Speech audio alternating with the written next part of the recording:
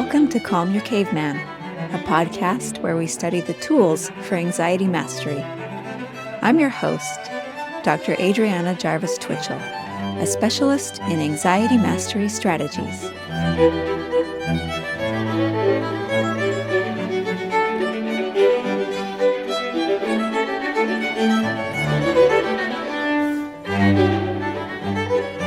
Hi, everybody. Welcome back to the podcast today. We've talked from the beginning of this podcast about the research that teaches us about how emotions are generated, how your anxiety is generated, how to change it when it's not helpful. We've talked about how it really comes down to that our emotions, including our anxiety, are organized by our stories that our brain tells about the different situations that we're in.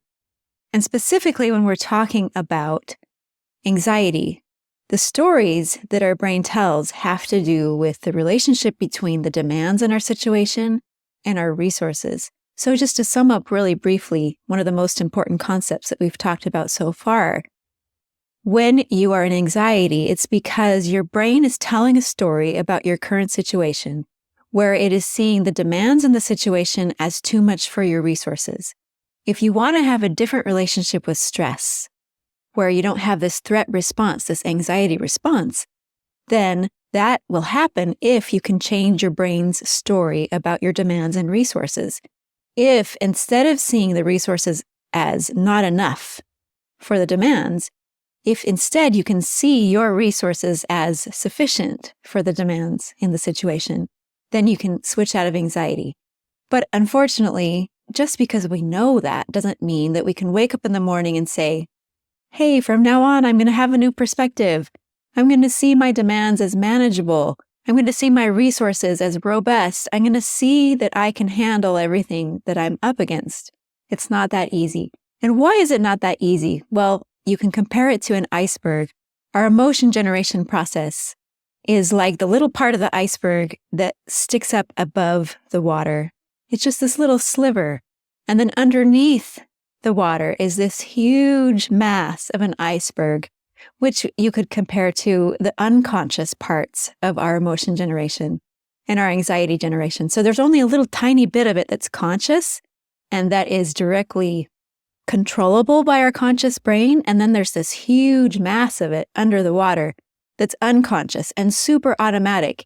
It's as automatic as when you walk outside on a bright sunny day and your pupils constrict, or when you go into a dark room and your pupils dilate.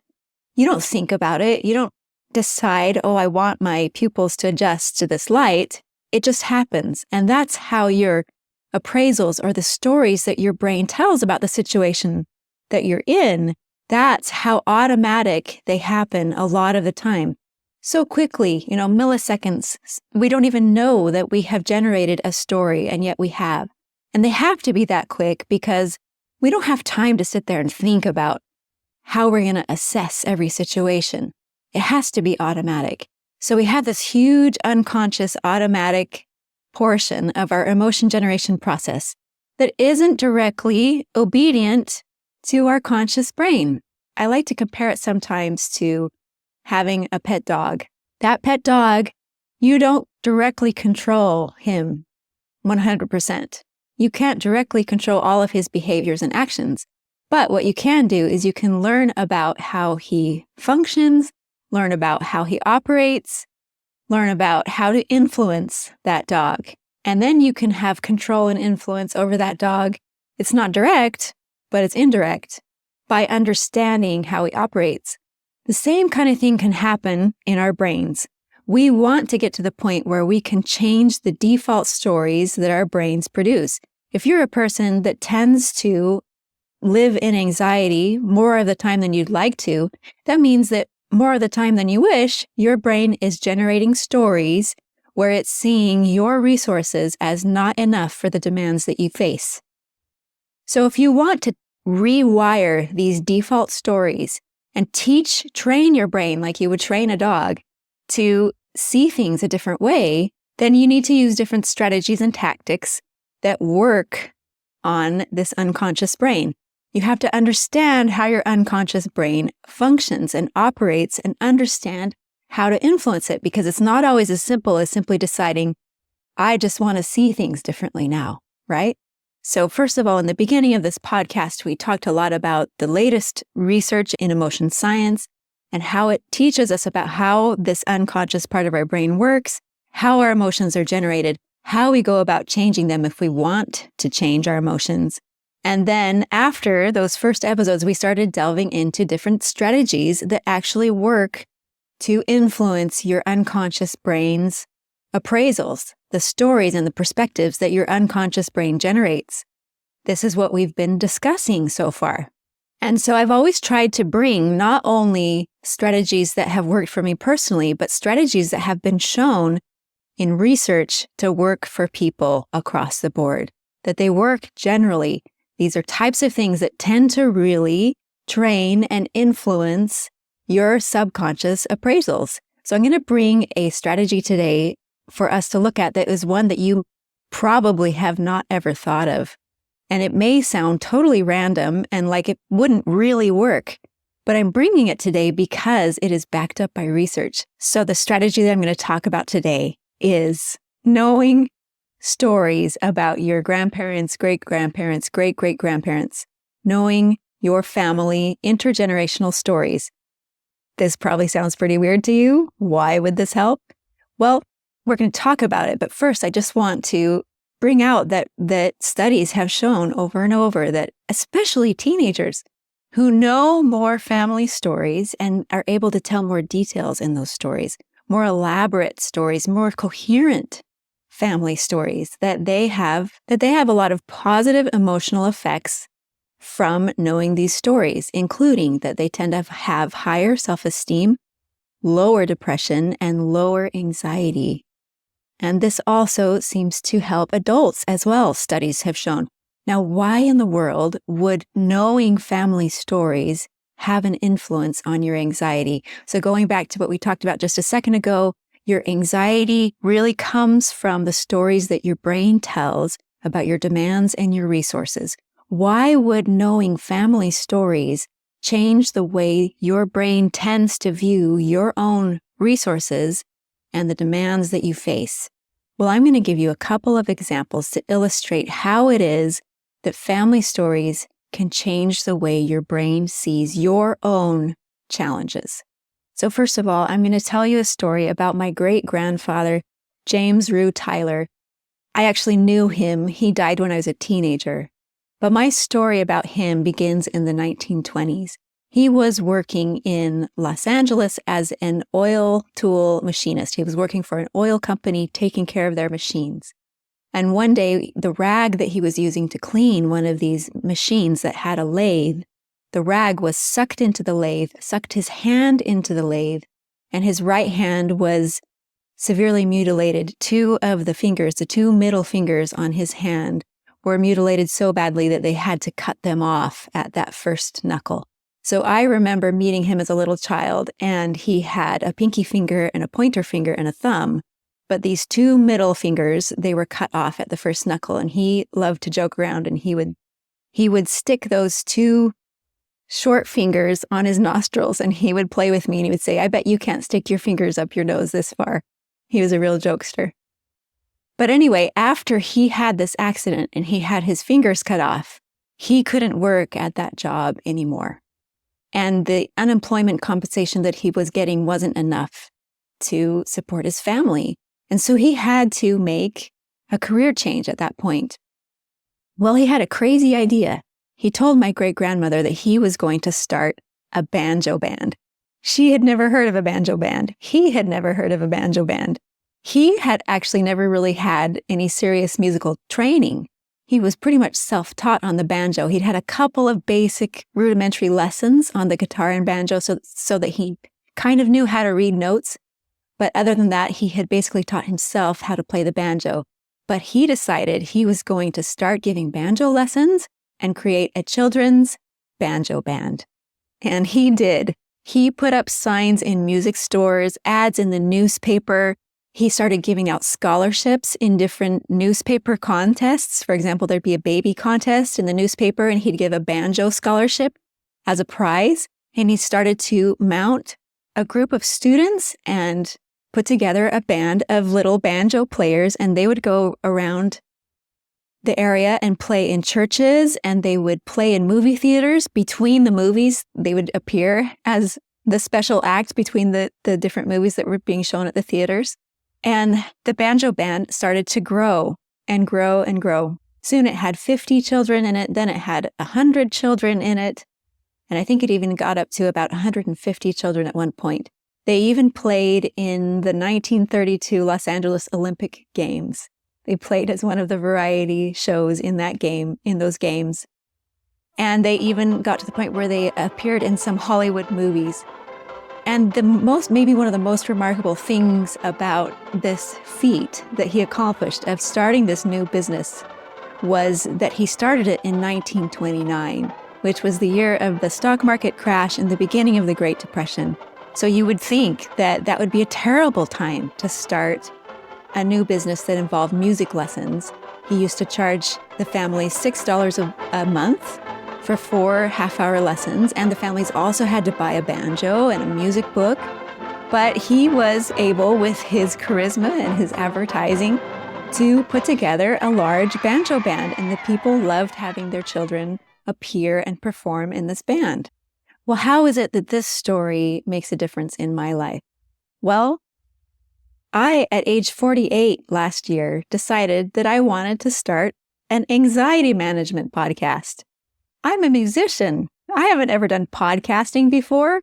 How could I possibly start a new business? I'm not that great of a public speaker.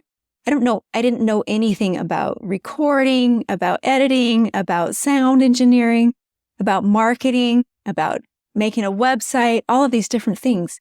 I had no idea how to do them. But I have this framed copy of an ad that my great-grandfather had put in the newspaper in California where he was advertising his banjo lessons and his banjo band. And it said, "The richest child is poor without musical education. Your child can join Rue Tyler's Rhythm Kids." Rhythm Kids is what he called his band. And this framed newspaper ad inspired me, and it made me feel like my great-grandpa started a brand new business, made a career change after being forced to leave his old career, started something that nobody had ever heard of at a time when it really shouldn't have worked. But he made it work, and he inspired me. He made me feel like I could do this. Knowing about his story boosted my sense of what Albert Bandura calls self-efficacy, or a belief that I could do something. It's a belief that my resources can be up to a brand new set of demands that I don't even know really what they are. So that's one example of how knowing the story of my great-grandfather helped me to generate a challenge response in the face of something brand new and unknown that normally would have been anxiety producing for me. But because I had his example, I was inspired to think that maybe I could do it too. Now, in addition, I learned about stories about his mother that also helped me through a really difficult period in my life. I've talked many times about how I got really sick with long COVID, and I was sick for years, 3 years. And I have to admit, there were a lot of days where I just didn't feel like I could keep going. And it's really easy when you're sick for this long to start to give up hope that you can ever get better. You feel like maybe you should stop trying to find a solution because maybe there isn't one. And it's really difficult to not just give way to despair. But I learned a story about my great-grandpa's mother. So she'd be my great-great-grandmother. Her name was Charlotte. And I've mentioned her once on the podcast before, but she married a man who had 4 kids, and then she had 9 more kids of her own. So she had a huge family. And when her youngest kids were twins, and when they were just babies, she got really serious mercury poisoning somehow. She doesn't really go into a lot of detail about how it happened, but she got bad mercury poisoning and she was hospitalized for quite a while. And then she was able to come home, but she was basically bedridden for several years. And her older children had to help her out a lot because she had all of these little kids, and the youngest were twins and they were babies. And So she was sick, bedridden for several years, but then she did finally get better. She finally totally recovered and was able to have quite a good chunk of lifetime after that and have a lot of rich experiences that she talks about in her own life history. And her story really made me feel like, my great-great-grandma went through years of illness, and so I can do it too, right? Knowing these family stories, it can give us a perspective on things like that this has happened before. Somebody's done this before. So it doesn't feel quite as alarming anymore because it's been done already. And in some ways, her situation was a lot harder than mine because she had this huge family of kids to take care of, and some of them were tiny. And I didn't, when I was sick, my kids were already big enough that they were taking care of me. And so I really thought of her while I was sick. And I had a picture of her. Obviously I didn't meet her because she's my great-great-grandmother, but she looks a lot like her granddaughter, who is my grandmother. So she looks familiar to me. So I feel like I kind of know her. And just knowing this story about how she made it through this illness inspired me and helped me to keep hope and not give up and keep looking for a solution and endure when it was really hard. So history can do this for us in general. History can give us this perspective that hard things have happened before. But somehow it's even more impactful when they are stories not just about the world, but about our own family, about the people that gave us our DNA, people from our own family tree, and their stories and the different things that they came up against and how they dealt with the different challenges that they had. Research tells us that the people that fare the best as far as being the most emotionally healthy and having the best well-being are the people who are able to adapt to challenges and be able to move from saying, I didn't want this, why me, but towards saying, okay, how do I do this? What's the next step? And somehow knowing these stories about my ancestors helped me to do that in a couple of crucial moments. So how can you start collecting your own family stories? Well, obviously, it's great to start talking to your family. Start talking to people in your family and collecting these stories. But there are some online resources as well that can really help. There are different sites. One of them is, and I don't have affiliation with these sites, I'm just going to tell you about them because they are resources that are out there. There's a site called Family Search, which is totally free and has a way for you to be able to build your family tree. They have access to a lot of different historical records so that you can actually do research online to find who's next in your family tree through birth records, through death records, through marriage records that are uploaded, a huge database of historical records on this site. And there's also, when you go on and you make your own account, there's also a tab where you can, when you're looking at a specific ancestor, there's a tab for memories and other distant cousins of yours, distant relatives of yours might have uploaded some family story or diary or resource that they have in their possession. For example, maybe you have a great-grandfather that had a diary. It ends up only going to one of the children who then passes it on to one of their children, and then the rest of the family doesn't really know about it, doesn't really have access to it.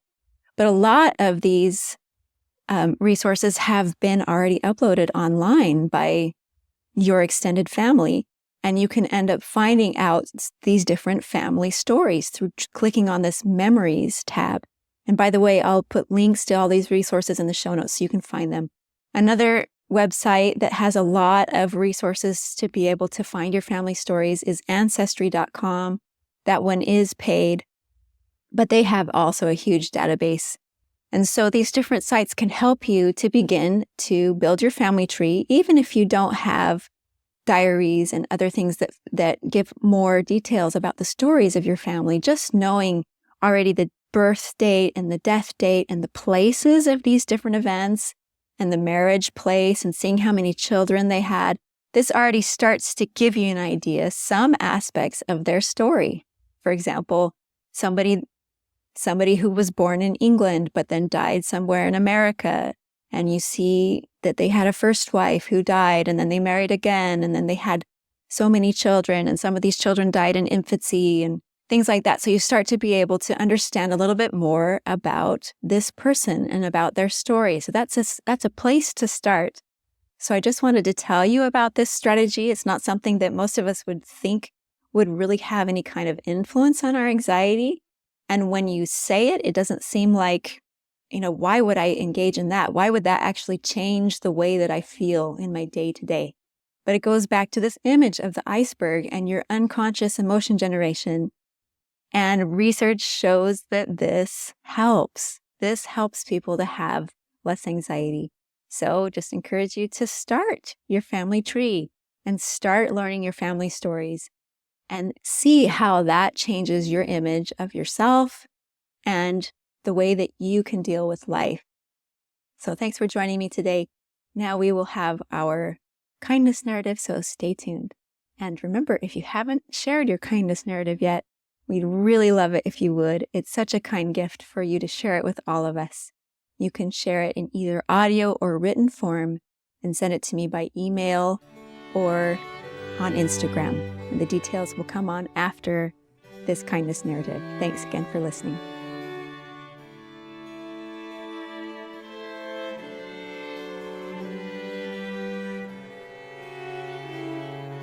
Today I'm going to share a story with you that's from my own life, a kindness narrative. In 1997, my husband and I had just had our first son, and we decided to go on a crazy trip. We decided to go travel for a couple of months in Israel and Cyprus and Greece and Turkey and Russia. We spent the bulk of our time in Turkey. And what really surprised me about traveling in Turkey, we were clearly foreigners. We didn't dress like the people there, especially me as a woman. I didn't have the headscarf. I wore shorts. I clearly looked like someone who didn't have the same values. I clearly didn't have the same religion or the same background. We didn't speak the same language. We had to communicate with people using a dictionary. But people were so kind and so hospitable to us, even though we were so different than them. In the Muslim religion, one of the key pillars of the religion is hospitality, and these people in Turkey really took this value seriously, and they went out of their way to make us feel ultra welcome. One time, for example, we were at a restaurant in a rural area, and we went to go and pay the bill after we had finished. And the waiter told us that another customer had already paid the bill for us. We looked over and saw him. He never came and spoke to us. We didn't know who he was, but he just wanted to help us to feel loved and welcome. And so he paid for our dinner. Another time we arrived in a little town, went to a local eating place and ordered something to eat. And the owner came out to start to talk to us. He was interested in us being there and wanted to get to know us a little bit. And of course, we couldn't really talk the same language. We were communicating words at a time with our dictionary. But he ended up he asked us if we had a place to stay. We didn't have a place yet. And he ended up inviting us to his own house. And they borrowed a crib from one of their neighbors for our baby to sleep in. And I remember the mother and daughters sitting around braiding my hair and feeding us cherries. And I remember commenting how beautiful one of their embroidered headscarves was. And they gave it to me. And this was a town where they did a lot of weaving, rug weaving, and they took us on a tour of the factories there. They were just so incredibly kind to us. It was almost like we were family coming to visit, and yet we had never met these people in our lives. Another time, earlier in the trip, when we were traveling in Palestine, we were in Bethlehem at one point and met a man at a restaurant and started asking him some questions about his life and about his religion, and he ended up inviting us to his home and fed us a great big meal at his home and spent hours with us talking to us about how he sees his religion and his life and the different things that he believes in, and treated us really like ultra special royal guests, even though he was extremely poor and had basically a one-room house with many, many children. So these are just some small examples of how people that we met on our trip, Muslims that we met, bent over backwards to make us feel welcome and respected and loved, even though we were so different than these people and had maybe almost nothing in common with them. We didn't speak the same language. We didn't have the same religion. We came from a different culture. In some ways, we may have seemed threatening to them because we clearly didn't believe the same things that they did. But instead of reacting with suspicion, they reacted with love and generosity to us. And I will never forget that.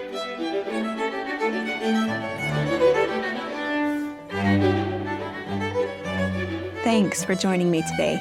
If you'd like to share your own kindness narrative for a future episode, email your audio recording to calmyourcaveman@gmail.com or send an audio on Instagram @calmyourcaveman. It's optional to use your name. What's important is sharing your story. If you feel like you'd benefit from individual anxiety coaching, I do that too. You can look me up on my website, calmyourcaveman.com. If you'd like to support this podcast, you can do that by subscribing to Calm Your Caveman on YouTube and also on your favorite podcast platform. And if you want to help other people find this podcast, leaving a good review on Apple Podcasts or Spotify really helps. Thanks, and see you next time.